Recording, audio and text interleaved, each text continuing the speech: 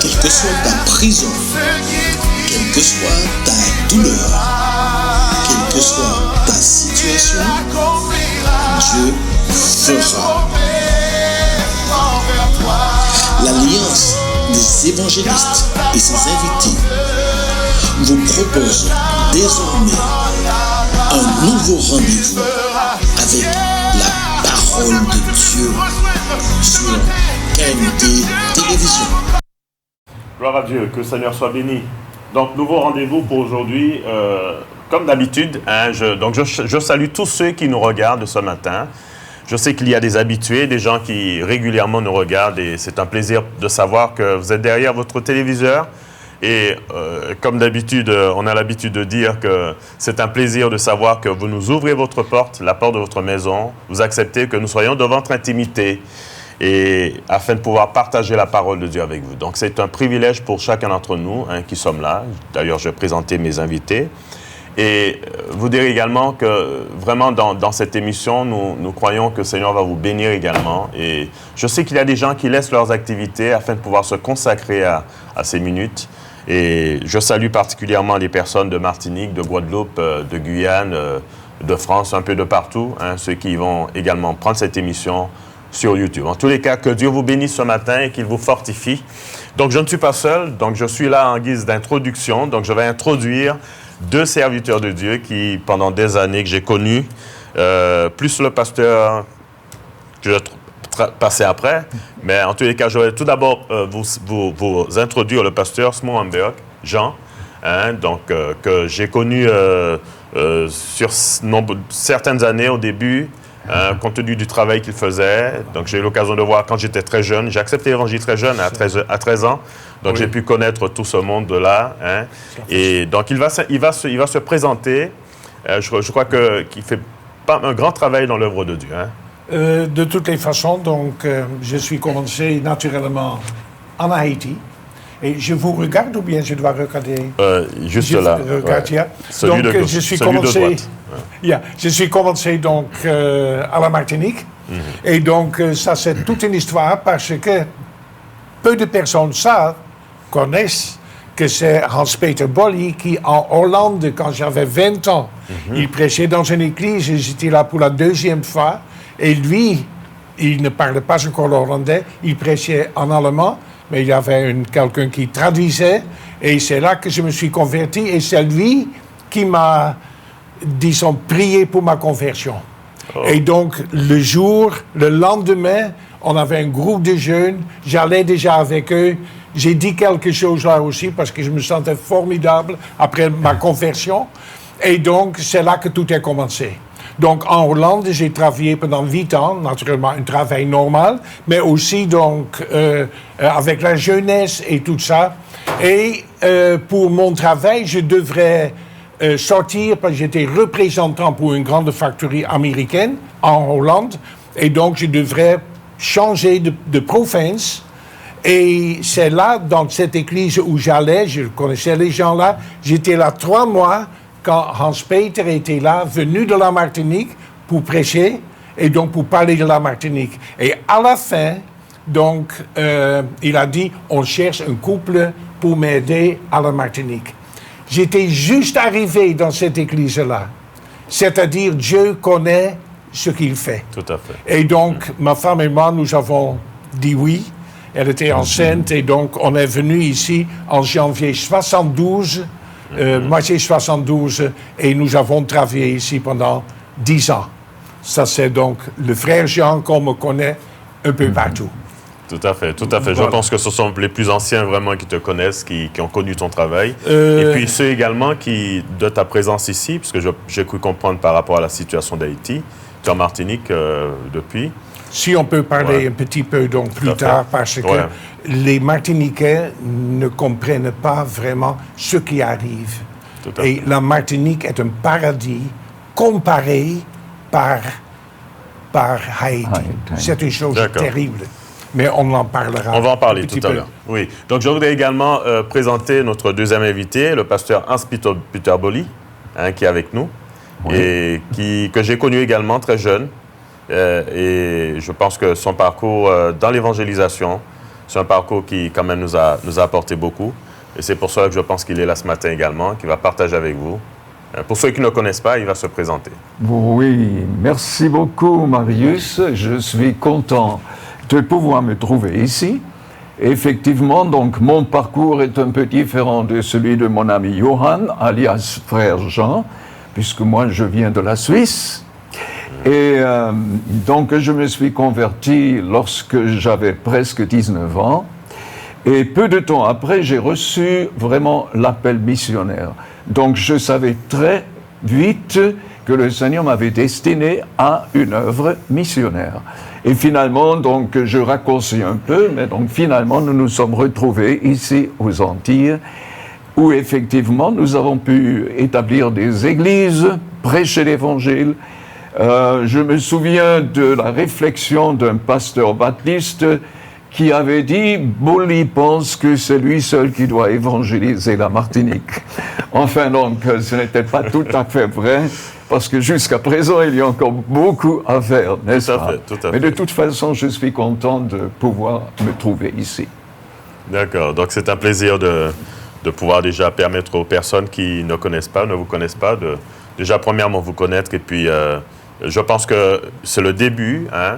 Donc, pour ceux qui ne le savent pas, je vous l'apprends aujourd'hui. Donc, à partir d'aujourd'hui, donc vous verrez de manière régulière, au moins une fois par mois, donc le pasteur Hans-Peter Boli, hein, et certainement le pasteur Jean, qui sera là également. Yeah. Et je pense qu'ils vont également apporter leur contribution dans cette œuvre que le Seigneur a permis qu'on puisse mettre en place.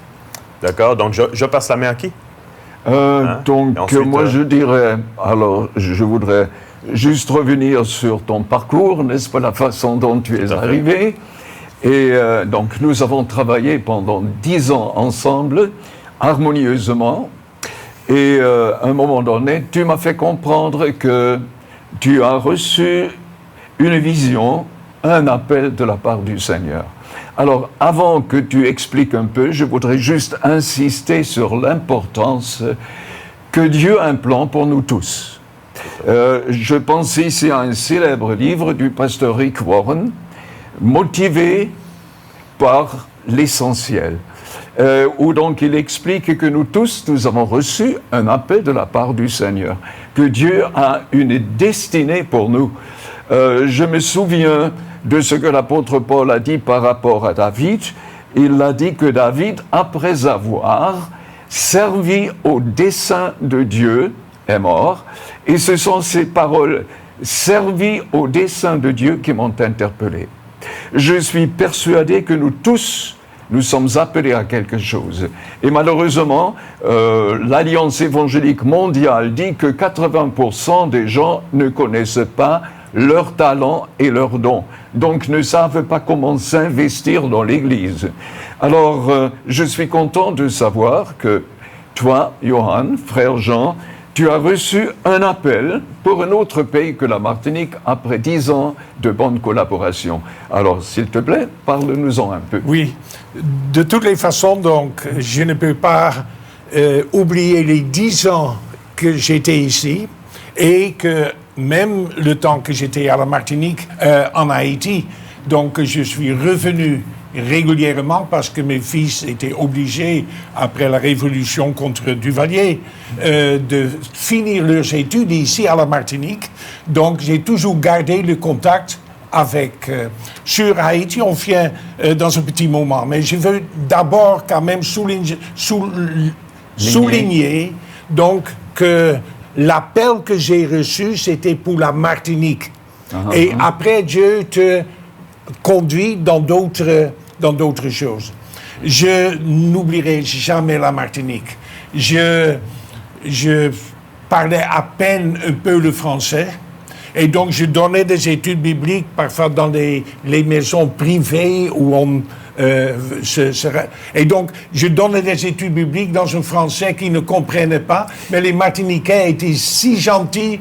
À chaque fois que je disais quelque chose, ils ont dit Alléluia. Et donc, ça m'a vraiment donc encouragé, etc. Naturellement, Hans-Peter, tu m'avais demandé donc de venir spécialement pour le Nord. le nord de la Martinique. Et quand je parlais un petit peu mieux le français, je suis resté là à Fort-de-France avec toi pendant une année. Et là, on est parti surtout donc à la Martinique, Trinité et dans le nord. Et donc, c'est là que j'ai travaillé pendant 10 ans. Beaucoup de gens ne le savent pas, mais avec ton aide aussi, naturellement, parce qu'on a toujours travaillé ensemble d'une très bonne façon et jusqu'à maintenant. Et quand les gens à la télé nous voient, ils ne font pas voir que tu as 83 et moi 82, mais on est toujours plein d'esprit et on continue le travail naturellement. Mais à la Martinique, j'ai appris beaucoup, c'était la base. Et je te l'ai dit encore dernièrement, si Dieu m'avait appelé pour Haïti tout de suite, probablement que je n'aurais pas tenu le coup. Parce que Haïti, j'avais besoin de la Martinique pour apprendre les langues, aussi un peu le créole, maintenant, naturellement, pour Haïti, tu parles le créole, etc. Mais donc aussi pour l'œuvre, les activités, on était vraiment, vraiment bien. Et ça, c'était donc quelque chose que, depuis que je suis ici maintenant, près d'1 an et demi, forcé parce que nos vies sont en danger là-bas, 80 plus de Port-au-Prince est entre les mains des bandits, des bandits armés qui font n'importe quoi. Je viens de lire, les derniers 3 mois, il y a 1700 personnes qui ont perdu leur vie. Donc, le tout ensemble maintenant, depuis qu'elles ont commencé, 6 000, 7 000 personnes ont perdu leur vie, mais aussi donc plus de 1,5 million de Haïtiens ont dû prendre la fuite de leur quartier, leurs maisons brûlées, etc., etc. Donc, ça c'est quelque chose donc qui, là, je n'aurais pas pu tenir si Dieu ne m'avait pas envié donc à la Martinique. Et ce que j'ai appris, et je pense aussi que c'est pour aujourd'hui, pour tout le monde qui écoute, très important, donc, l'évangélisation qui doit continuer. Et donc, ça, c'est pourquoi un commandement de Jésus. Il dit à tout chrétien, parce que je ne connais rien de l'évangile, j'étais catholique. À 20 ans, pour la première fois, je n'avais jamais tenu une Bible dans ma main. Mais quand je marchais dans les églises et avec la jeunesse, j'ai compris donc de ce qu'a dit la Bible. Allez, faites toutes les nations des disciples. Et pourquoi? Parce que on commence à oublier. Pendant les 1 an et demi que je suis là, je vois que les activités pratiquement ne sont plus là. L'évangélisation n'est pratiquement plus là. Je prêche chaque dimanche dans une autre église, et les églises, on chante, on fait, etc. Mais ce que j'ai constaté, et ça me fait mal, honnêtement, c'est que le dimanche, les gens viennent, les chrétiens viennent, mais le mardi, pour l'étude biblique ou bien pour la prière, c'est 20%. C'est décevant. Donc, on commence à disons donc, les choses ont changé. Je me souviens, Hans-Peter, on a fait une école biblique. Et pour le soir, ensemble avec les assemblées de Dieu. Et c'était toujours rempli. On a pu donner cela. Et ça, c'est pourquoi, donc, je dis, nous devons quand même tenir la même feu en dedans nous-mêmes à 82 ans. Donc, j'ai toujours ce feu-là. Quand je me prépare, je ne prêche pas par habitude, mais ce que je fais, c'est prêcher parce que je prends pas seulement des heures, mais des jours et parfois des semaines pour donner quelque chose. Et cela me fait mal, donc, qu'on commence à oublier et que pas mal d'églises que je connais maintenant, donc, n'ont pratiquement pas d'activité que de venir 3 fois par semaine ensemble, et cela ne suffit pas. La Bible dit, Jésus dit, allez, faites toutes les nations des disciples. Alors, je suis pour t'interrompre là. Bien. Heureusement qu'il y a cette association des évangélistes qui a pris le flambeau, je dirais. Tout à fait. Et oui, je suis entièrement d'accord avec toi, Johan.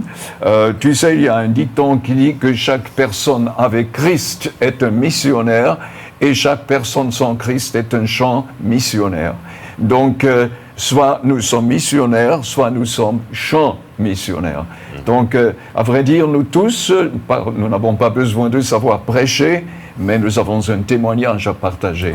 Et je crois que je m'adresse à nos auditeurs, n'est-ce pas, que vraiment, donc, que vous partagiez l'Évangile avec ceux que vous rencontrez. Une passion, une nouvelle passion pour notre Seigneur et pour les perdus. Yeah. Ça c'est absolument vrai. Et donc, comme je dis, depuis que je suis ici, donc je suis un petit peu déçu de voir donc comment pas mal d'églises en ce moment-là jouent l'église, mais que le reste autour de ce qui est si important et que Jésus nous dit de faire. Donc, ça, on ne le fait pas. Et donc, il y a un deuxième aspect.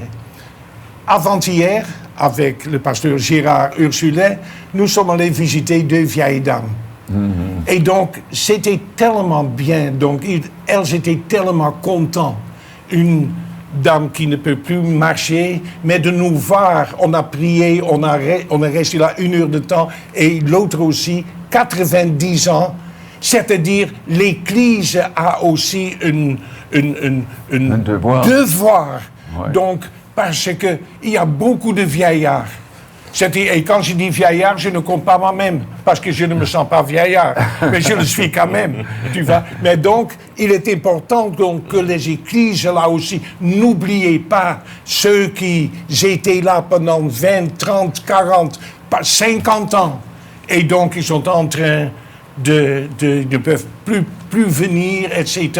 Je trouve que les églises doivent être toujours actives. Des frères et des sœurs qui ont une voiture. Et là, j'ai rencontré dans une église et le pasteur me dit, mais les membres ne veulent pas donner 10 minutes, 15 minutes pour chercher quelqu'un. Qu'est-ce qui se passe? Où est l'amour de Dieu donc dans nos cœurs? Nous devons donner attention à tout cela. Et ça, c'est donc quelque chose aussi qui est un peu, je pense, donc négligé donc en ce moment à la Martinique. Il faut faire attention que l'Évangile ne devienne pas une habitude. Qu'on vienne dans l'église parce que le dimanche, il faut le faire, comme dans l'autre église. Et pour le reste, on ne fait plus rien. Je vais parler encore de cela un petit peu plus tard sur notre mission. Mais dis Hans-Peter, si j'ai raison là. On appelle cela de la religiosité, n'est-ce pas? Et donc, je me souviens de l'épouse d'un pasteur, c'était un pasteur alsacien, qui était ici donc, et elle a dit, je me demande si les chrétiens évangéliques martiniquais ne sont pas évangéliques comme ils étaient catholiques auparavant. C'est-à-dire que le danger de glisser dans la religiosité, elle est grande, ce danger, il est grand. Alors, donc, c'est la raison pour laquelle nous devons entretenir le feu, n'est-ce pas? Donc, entretenir notre relation avec notre Seigneur d'une façon vivante et personnelle. Alors, Johan, mon cher ami, tu as donc reçu cette vision pour Haïti. Alors, tu vas partager un peu, donc, avec quelle vision es-tu parti? As-tu quitté la Martinique? Et puis, ce que tu as accompli? Et je sais qu'il y a une chose qui te tient à cœur. Tu as découvert que l'Évangile, ce n'est pas seulement le salut de l'âme, mais qu'il y a aussi des besoins matériels, c'est-à-dire il y a ce qu'on peut appeler le côté social de l'Évangile. Il y a quelqu'un qui a dit « c'est difficile d'entendre l'Évangile quand l'estomac crie famine ». C'est-à-dire quand il y a, par exemple, la pauvreté, quand on ne peut même pas se nourrir. Et puis donc la Bible, elle insiste beaucoup sur l'aspect social. Par exemple, le prophète Amos ou le prophète Malachi, ils ont insisté sur la négligence. Ils ont accusé Israël, ils ont accusé Juda d'avoir négligé l'aspect social, la justice sociale. Et donc, tu vas certainement en dire quelque chose. Alors, est-ce que tu peux partager un peu cette vision qui t'a poussé quand tu as atterri en Haïti? tu avais clairement un programme, une pensée à l'esprit, n'est-ce pas? Oui, peut-être absolument. que tu parlais de cela. Quand j'ai travaillé ici encore, je commençais à sentir, après 8 ans, que pour moi, le travail commençait à finir. C'est-à-dire finir dans le sens que on avait levé des jeunes pasteurs qui commençaient à continuer dans les églises et les activités et tout ça. Et donc, je suis commencé à prier, Seigneur, qu'est-ce que tu veux de moi? Et j'ai eu plusieurs contacts, même avec le frère qui fait cette évangélisation dans les pays communistes et tout ça, mais cela n'a pas marché. Et j'ai reçu une lettre, je connaissais personne en Haïti, d'un pasteur là qui m'a écrit et donc il a dit, venez en Haïti si tu peux faire quelque chose ici. Et donc, j'ai répondu à cette question. Et donc, je suis allé au moins 4 fois, tandis que je travaillais encore ici, en Haïti. Et quand je suis allé pour la première fois, donc j'étais peut-être en 79 plutôt, donc je suis entré dans un pays qui était absolument incroyable. Dans le temps, 80% des gens ne savent ni lire ni écrire. En 79. C'est-à-dire, la plupart étaient, disons donc, si pauvres qu'ils ne pouvaient pas, déjà dans le temps, manger à leur faim. Une pauvreté, donc, qui était absolument incroyable. Et ce qui m'a encouragé, c'est que les chrétiens, quand même, malgré tout, et donc, il y a beaucoup plus qui est arrivé par la suite, hein, c'était le bon temps, et je dois faire attention à ce que je dis, mais tout le monde, aussi les chrétiens, quand Duvalier est parti, c'est là que les gros problèmes sont commencés, avec l'armée, coup d'État sur coup d'État, etc. Et le pays, et surtout la corruption, le pays a chuté.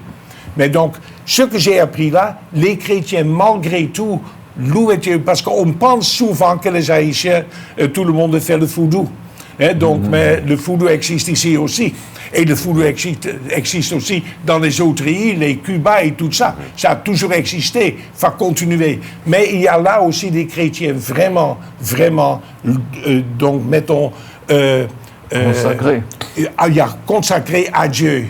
Et leur manière de se donner, et je le vois maintenant aussi avec ma femme, hein, c'est un autre peuple, ils ont leur façon, mais quand elle est dans l'église, donc mais vraiment, je peux être jaloux parfois, de toutes les façons. Donc, donc, je suis retourné 4 fois, et donc là, Dieu m'a dit, tu vas travailler là. Mais la première chose que j'ai vue là, c'est que prêcher l'évangile n'était pas suffi. Il fallait faire plus que cela. Comme tu as dit, quand tu as faim. Mais aussi, par exemple, 80% des enfants n'allaient pas à l'école parce qu'ils n'y avaient pas de l'argent. L'État, ces écoles-là, étaient pratiquement zéro. Et les écoles qui étaient là étaient donc privées, mais il fallait payer. Et les gens n'avaient pas cet argent pour ça. Ouais. Donc, je savais dès le début que je devrais faire plus que seulement prêcher l'Évangile.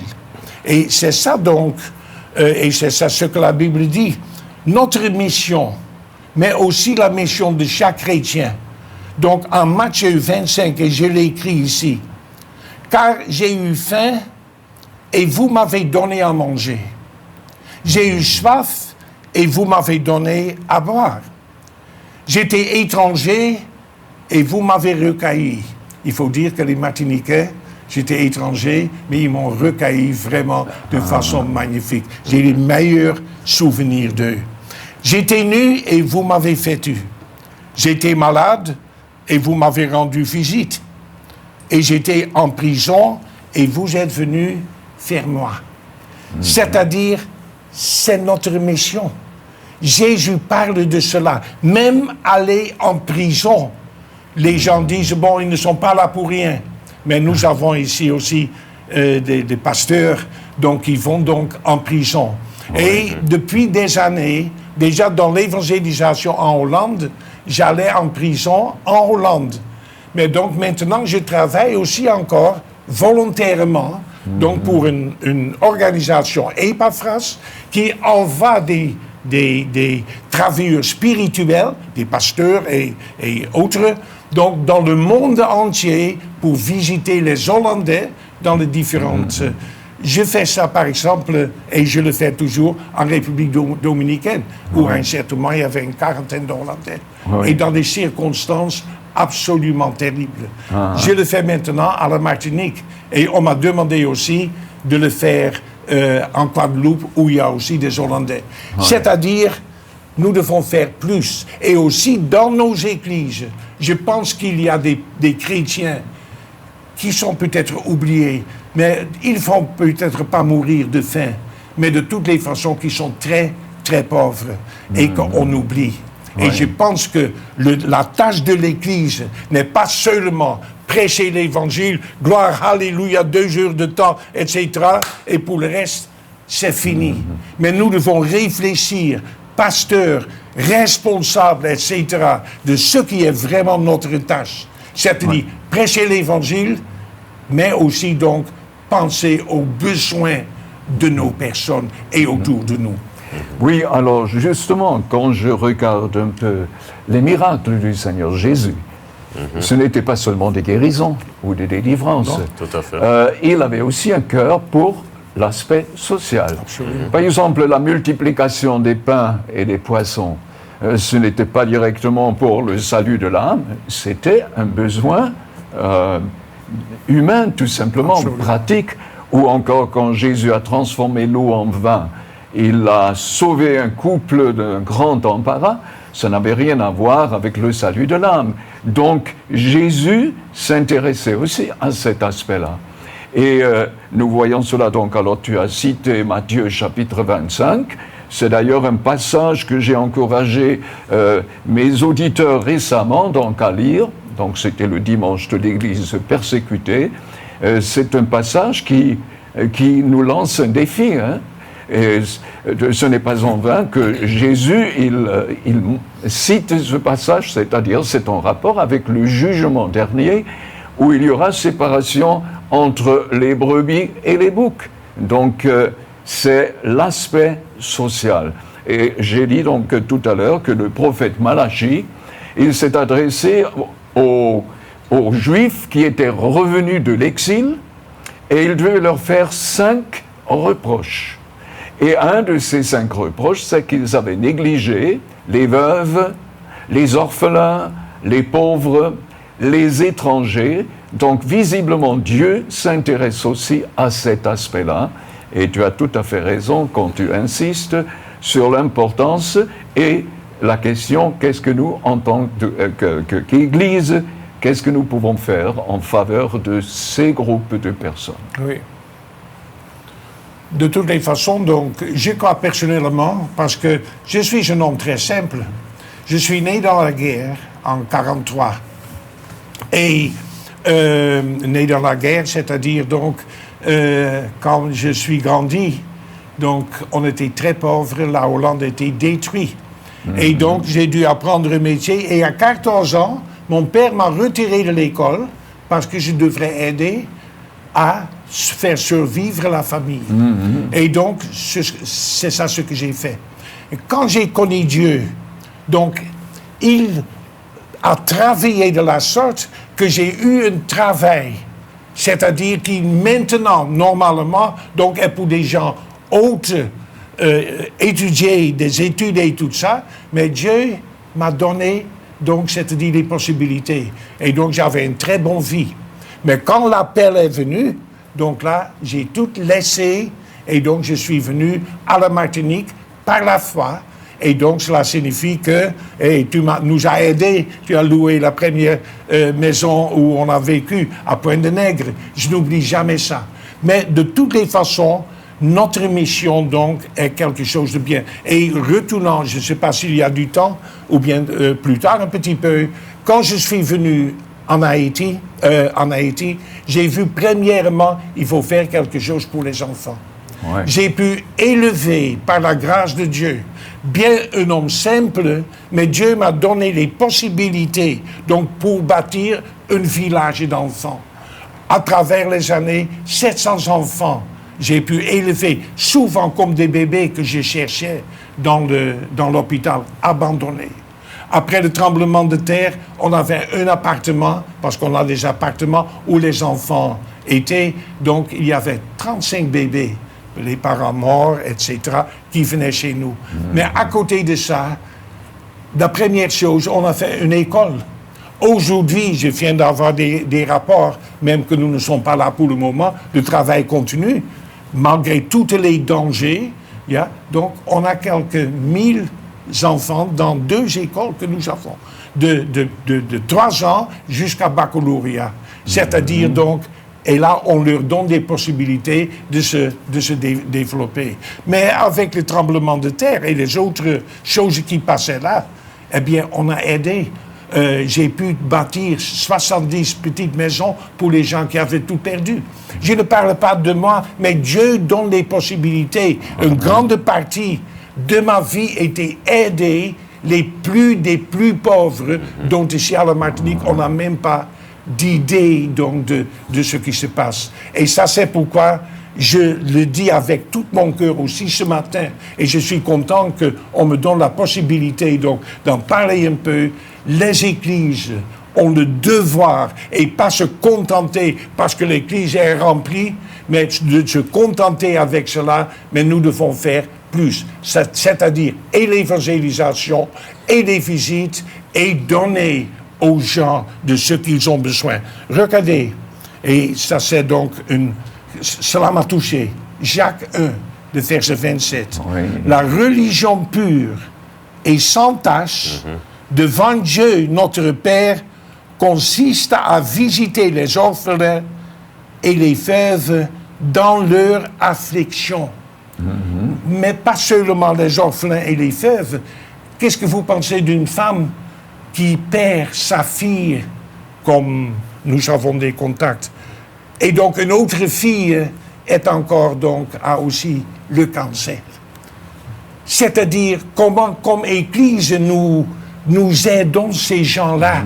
On peut prier dans l'Église de Dieu. Non, mais il faut le visiter, il faut le reconforter. Être pasteur ancien. L'Église, les membres ne sont pas là seulement pour venir le dimanche, mais ils sont là pour faire ce que dit la parole de Dieu. Amen. Et c'est ça qui est important Oui. pour moi. Alors maintenant, j'ai eu l'occasion de visiter Haïti à peu près à 7 reprises. C'était toujours en rapport avec toi, n'est-ce pas? Je me suis rendu compte donc que ton œuvre ne se limitait pas aux orphelins et à l'enseignement des enfants, et je trouve ça formidable, mais tu as également implanté 2 églises. Yeah. Alors, donc tu en as implanté une qui se trouve sur le projet, comme vous l'appelez, n'est-ce pas? Yeah. Et l'autre donc à Léogane. Autrement dit, alors, il y a quand même des conversions qui ont eu lieu, n'est-ce pas? Donc grâce à ton ministère. Et peut-être peux-tu parler encore un peu de vie transformée? Est-ce que tu as peut-être un exemple de quelqu'un donc qui a été transformé, touché par l'Évangile? Oh bon, mais ça, l'Évangile, quand je parle spécialement sur, disons donc, aider, Oui. mais l'Évangile était toujours le numéro 1. Amen. Tous ces enfants qui sont là ont été élevés avec l'Évangile. Oui. Hein? Toute œuvre qu'on faisait, on montrait donc que c'était l'amour de Dieu qui nous poussait. Et Hans-Peter, je peux te dire qu'il n'y a pas un exemple, mais il y en a beaucoup d'exemples donc.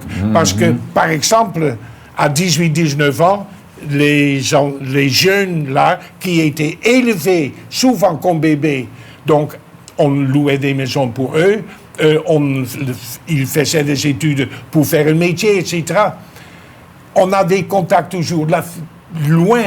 Au moins 95% de ces jeunes qui ont quitté la fondation visitent toujours des églises évangéliques, Amen. sont devenus des chrétiens dans leur vie, etc. Sûrement, on a toujours des gens qui vont un autre côté, mais pour nous, ce n'était pas seulement que le aide, on est confronté avec un problème et donc on entre là-dedans, bibliquement. Mais l'Évangile est toujours venu à la première place, jusqu'à maintenant. Et je ne peux pas, mais la Bible dit quelque part, quand nous sommes auprès de lui, on va voir ce que nos vies ont vraiment donné. Parce qu'on entend des choses, et on entend des choses, l'effet que tu as eu dans ma vie, mais surtout la jeune fille qui était vue là où je travaillais et qui m'a invité de venir donc à l'église. Elle avait 18-19 ans, Lieselotte. Et c'est elle, et là les gens disent qu'elle est un petit peu fou parce que, honnêtement, dans le travail que je faisais, et donc parce qu'elle parle toujours de Jésus. Et donc, et elle m'a parlé aussi de cela, d'une façon spéciale. Parce qu'elle m'a invité, je dis, écoute, je ne suis pas intéressé, je voulais devenir musicien. Je jouais le clarinette, le saxophone, déjà dans un orchestre. Et donc, je dis, si tu viens, parce qu'on jouait au football, en Hollande, il y avait une compétition pour l'été, le soir, avec notre équipe, j'étais gardien. Donc je dis, si tu viens, parce que demain on doit jouer dans le football, je pensais elle est trop saine pour ça. Elle était derrière moi. Et donc j'avais promis dans ce cas-là, j'ai fait aller à la réunion avec toi. C'est ce que j'ai fait. Donc, si elle m'avait c'est-à-dire une simple fille, donc, et sa vie n'a pas été si bien. J'ai toujours des contacts avec elle. Mais ça, c'est peut-être pour un autre jour. Elle croit toujours en Jésus. Pas ça seulement, donc. Mais elle a eu, regarde, juste une parole, une invitation. Les chrétiens dans les églises invitent vos parents, les gens au travail. Ne soyez pas embêtants. Mais tu ne sais pas que quand quelqu'un se convertit, ce que Dieu va faire avec lui. Et je vois ça dans ma vie, au moins, que Dieu m'a utilisé d'une façon donc, qui a été biblique. Mais donc, et pas facile du tout, parce que tu sais, ma vie n'a pas été facile. Non, mais je continue à prêcher la parole, parce que Dieu m'a donné les possibilités que je n'avais pas de moi-même. Et Dieu donne toujours à n'importe quelle personne qui est sincère un ministère. Et c'est ça qui est important. Il l'appelle et il équipe. Mais je voudrais juste insister, puisque donc, toi tu donnes l'exemple de Lieselotte, donc cette collègue de travail. Je sais que la plupart de ceux qui connaissent Jésus comme leur sauveur, il y a eu au moins une personne qui leur a apporté l'évangile, ce que j'aimerais appeler un poteau indicateur. N'est-ce pas donc et ce matin, je voudrais lancer le défi à tous ceux qui nous entendent. Soyez ce poteau indicateur.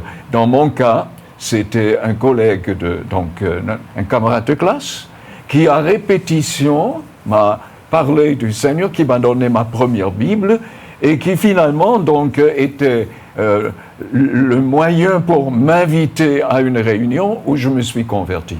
Donc je lui serai éternellement reconnaissant de sa persévérance et du fait qu'il m'a partagé l'Évangile. Et donc alors que nous tous, nous soyons ces poteaux indicateurs. Alors il me semble que nous avons encore un peu de temps. Je voudrais revenir donc à ton séjour haïtien. Je voudrais parler un peu des défis que tu as vécus là. Alors je sais que ta vie a été à plusieurs reprises menacée. Et puis peut-être en conclusion que tu dises encore un mot par rapport à la situation actuelle avec ces gangs. Est-ce qu'il y a de l'espoir? Alors qu'est-ce qui vit dans le cœur des Haïtiens actuellement? Oui. Naturellement, donc, j'ai vécu là beaucoup de choses parce que c'était un pays sous-développé, sauvage, des gens sans disons donc, éducation. Et par exemple, en 4 fois, j'étais dans une situation que je pensais, je suis perdu ici, je ne veux pas. Je vois encore le monsieur c'était un blocus qu'on avait fait pour protester, mais qui était ouverte. Et plus loin, il y avait un. Je devrais retourner, mais entre-temps, on avait fait un là aussi. Et donc, je voulais faire un détour. Et là, un monsieur, il était tellement... Et il prenait un roche. Et j'avais une voiture bas. Et il était devant moi, avec le roche, pour me tuer. Il m'aurait tué, brisé la tête. Et tout d'un coup, tu apprends à prier avec une vitesse que le meilleur personne qui fait le sport ne peut pas faire, de toutes les façons. TGV. Et donc, il a mis à côté, et donc je pouvais passer. Pendant 4 fois, j'ai été dans une telle situation. Et donc, ça c'est... Mais de ce qui se passe en ce moment-là, donc, c'est aussi la faute des dirigeants. Parce qu'il y a tous les... après Duvalier, donc les présidents étaient corrompus. Ils ont volé pas des dizaines de millions, mais pratiquement tout.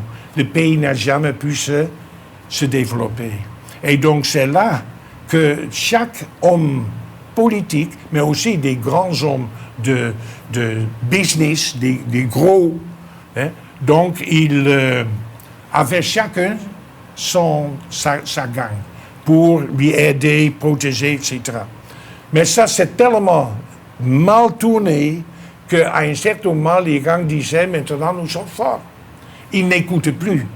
Et plus que 80% de Port-au-Prince, on ne peut plus vivre. C'est-à-dire, comme j'ai dit déjà, les gens sont chassés, tués, violés, des enfants de 3-4 ans, violés par ces gangs. Ouais. Donc, c'est ça. Donc, et nous avons on ne pouvait pas rentrer, on a retourné de la Hollande pour aller. Ça fait maintenant plus de 3 ans. Mais donc, on nous a averti, fais attention, ne retourne pas. J'étais à Saint-Martin pour rentrer. Et donc, depuis, on n'a pas pu rentrer parce que on pense, j'ai une ONG, on va un travail assez grand, donc je ne vais pas l'exprimer en argent, mais donc, on n'a pas pu retourner parce que nous étions sur une liste d'être kidnappés.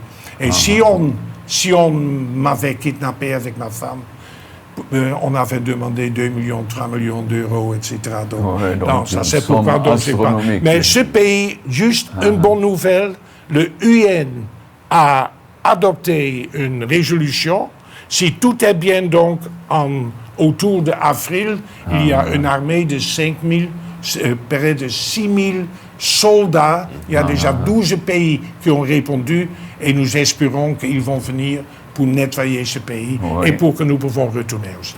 Nous sommes arrivés à la fin de notre émission et je voudrais remercier tous nos téléspectateurs et surtout je voudrais vous encourager à mettre votre confiance dans le Seigneur.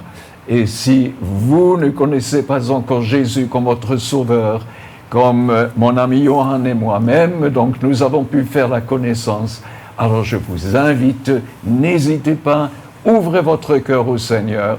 La Bible dit que ceux qui invoquent le nom de l'Éternel seront sauvés. Que Dieu puisse vous accompagner tout au long de cette journée et pendant tout ce mois. Et nous disons à une prochaine occasion, merci. Que Dieu soit glorifié. En tous les cas, on bénit Dieu pour ce moment avec le pasteur Hans-Peter Bolly et le pasteur Jean Smorenberg. Hein. Donc, ce sera pas la dernière fois, puisque comme je l'ai dit en préambule, désormais, vous les verrez au moins chaque mois. Donc, il va certainement continuer à parler de son travail, du travail qu'ils font. Et puis, en tous les cas, vous savez que vous avez de nouveaux visages dans cette émission. Quel que soit, Dieu fera. C'est un plaisir pour nous de pouvoir apporter la parole de Dieu, de pouvoir vous apporter des informations, parce que nous avons, comme vous le savez, divers intervenants. Et nous voulons encore rappeler que nous avons encore des évangélisations, comme vous le savez, pour ceux qui nous suivent. Et donc, nous allons vous tenir au courant des différentes manifestations donc à venir. Pour l'instant, nous sommes en train de préparer une évangélisation. Vous en saurez plus la prochaine fois. Et en tous les cas, nous voulons vous dire ce matin que Dieu vous bénisse et quel que soit, Dieu fera. Et à la prochaine. Amen. Quelle que soit ta prison, Yes. quelle que soit ta douleur, quelle que soit ta situation, Dieu fera. L'Alliance des évangélistes et ses invités vous propose désormais un nouveau rendez-vous avec la parole de Dieu sur KMT Télévision.